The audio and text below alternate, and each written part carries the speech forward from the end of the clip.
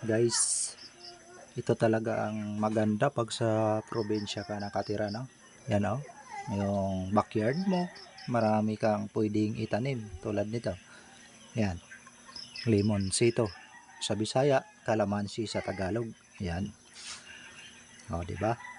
Tapos meron din tayo dito siling demonyo katabi sa ating calamansi. Yan.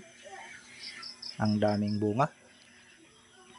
Pwede mo pang pagkakitaan, pwede mong ibenta yung mga bunga kasi hindi mo naman yan kayang i-consume personally. Yan.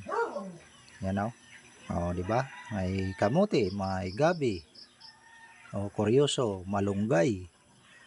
So napaka sarap talaga sa buhay sa probinsya.